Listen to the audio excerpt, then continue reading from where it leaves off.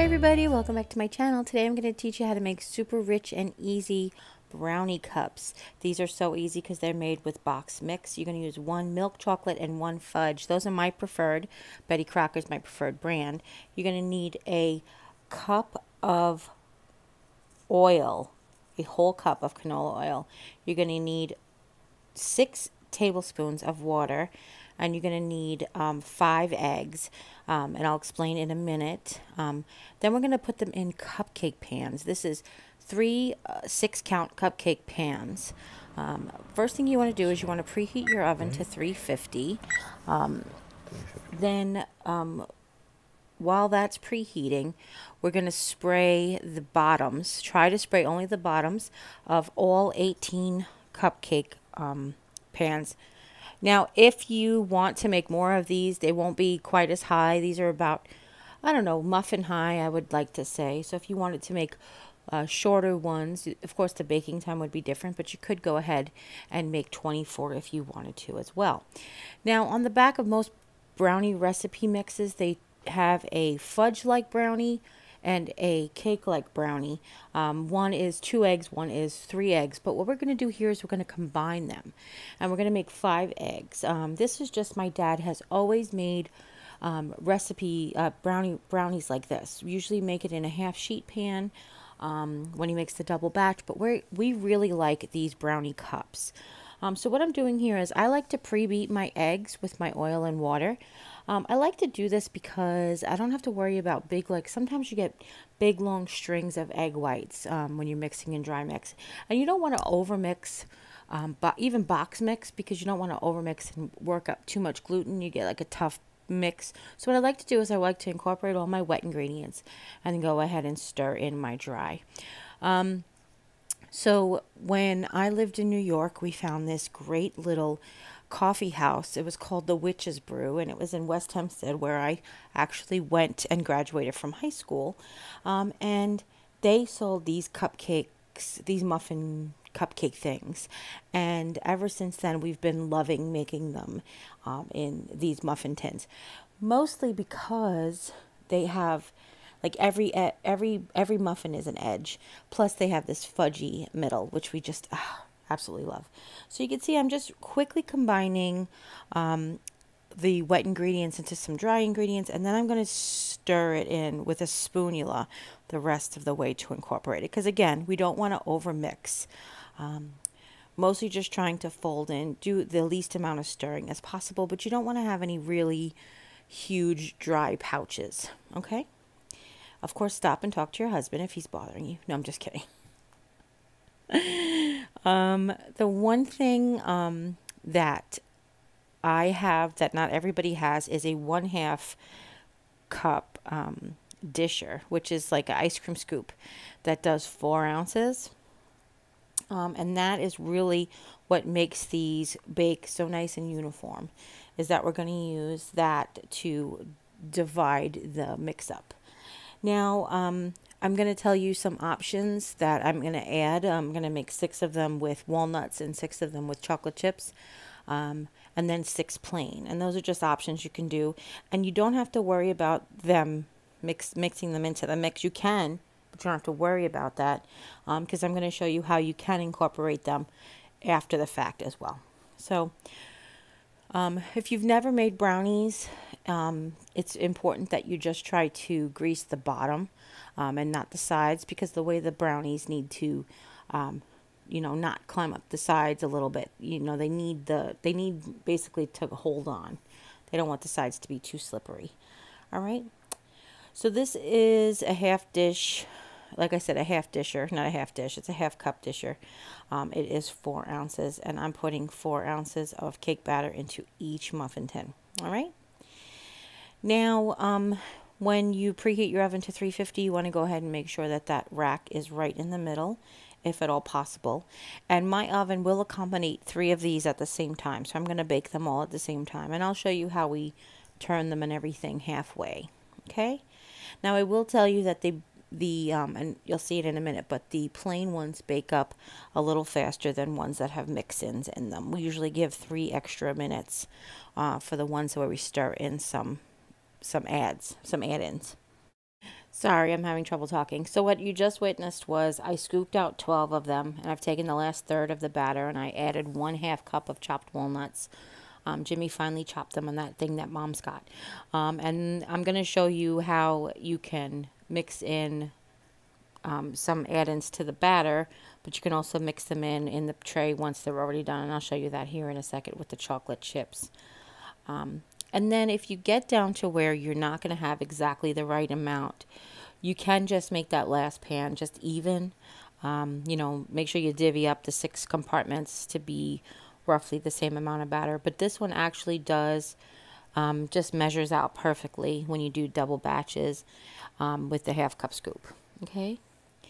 And this is just me making sure I get all of the things. Now, if you watched Cooking with Jerry before, you know very well that I make sure I scrape all of the bowls and all of the spoons.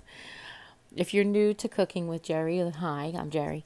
But what I always tell everybody is I don't have a show on the Cooking Network. I don't have a production assistant who's going to do my dishes for me. Plus, I don't like to waste any drops of food. Why wash them down the sink? I've paid for them. They're mine. I might as well eat them, right? Or feed them to my family in most cases. Okay. So now that's how we did the walnuts. Now we're going to go ahead and do the chocolate chips. This is a 1/2 cup of mini chocolate chips that I am just divvying up into the 6 compartments. I'm starting each with just a tiny handful, but you could use a tablespoon if you want to. I think that 4 teaspoons would probably be how much of each you'd get into on top of each brownie, but I'm just trying to divvy it up so they look pretty even.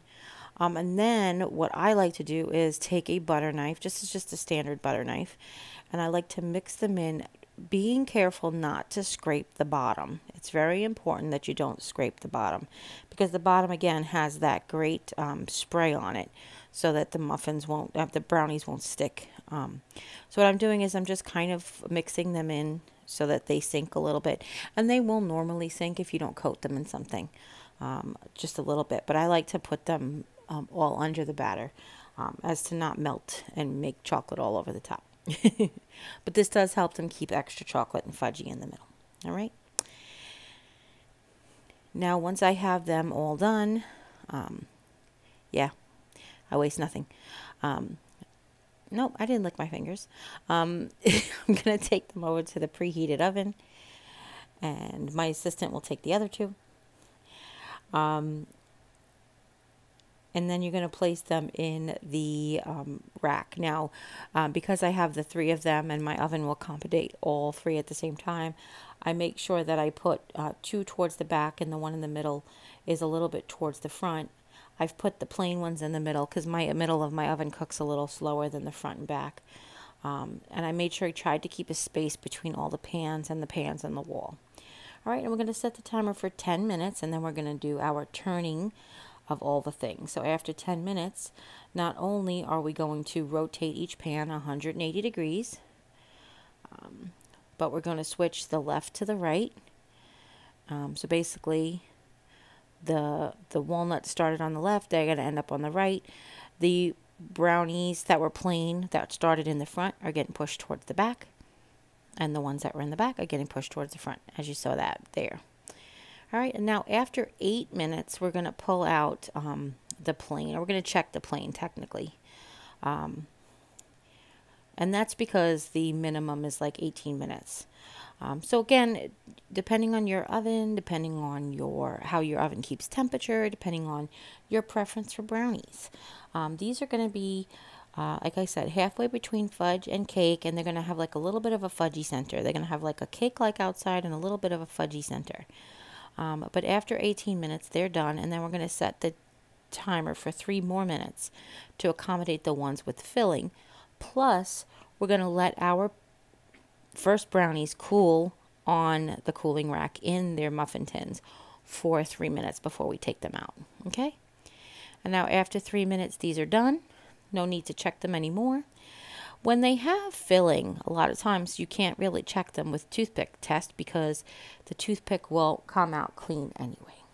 I'm sorry, that sounded like will, but it won't come out clean anyway, because it's all that chocolate melted in the middle. Okay, so now this is just an offset spatula, but you could use a butter knife for this. I just happen to have this offset spatula, and it works really well. And what you want to do is you just want to scrape around the outside. That's all I do is I poke it in, and then I just move it around the whole entire muffin tin. And the bottom releases very nicely if they're cooked well. Leaving that 3 minutes for them to cool in the pan definitely does really help. Okay, and you're going to repeat this. These are the 3 plain ones. Now, again, if you're making all plain ones, if you're making these for a party or if you're making them for, you know, your kid's school or something, obviously you make them all the same. But for our purposes here at house and for teaching purposes, we are going to go ahead and make 3 different kinds. And I am going to crack one open so I could show you the inside. Hopefully you could see when they're still warm, they're like nice and fudgy. They have a little bit of a fudgy inside. They taste delicious. Jim said, let me finish doing what I'm doing before I eat my half of my brownie. I was like, okay, I'll just set it off to the side here. And then after the timer, we set the timer for 3 more minutes. And then after that 3 minutes was up, we depanned the ones with the chocolate chips as well as the one with the nuts. Now, they are hard to tell. I'll be honest with you. Unless you break them open, it's hard to tell which ones have nuts and which ones have chocolate chips. But there are ways around that. You can always have topped. We could have topped some walnuts on the top of the ones with the walnuts in them. But we're fine. We just cracked one open. We knew we were going to crack them open to make sure they were all done anyway. Wink, wink. And we knew once we knew what was in there, we would just distinguish them by placing them in their Ziploc bags. Okay. Now, I highly, highly recommend you have these with a glass of milk. I mean, it's just my personal preference, but seriously, I don't see how anybody can have this fudgy brownie without a glass of milk. I mean, unless you're lactose intolerant. But then again, if you're lactose intolerant, you probably can't have milk chocolate brownies. I don't know where we're going with this, but I'm just saying. All right. Yep. He just stole his brownie. See that? He just reached over like the hand. Yep. That's not right. So now I'm going to depan the last, these are the ones with the chocolate chips, and I'm going to set them off into the other cooling rack just so they have enough space for them to cool off. Now, if you have a brownie, if you're a brownie aficionado, then you'll eat these warm. I would love to have put, like, cracked one open and put a scoop of ice cream on there. That would have been fantastic for me. But, of course, we were just making these to teach you guys. Right? You believe that, right? But in all seriousness, if once they're cooled off, we put them each in individual gallon-sized Ziploc bags so we can distinguish which ones are which. Mom prefers plain, Jim prefers chocolate, and I prefer the walnuts. Any chance to add the protein, you know me. All right?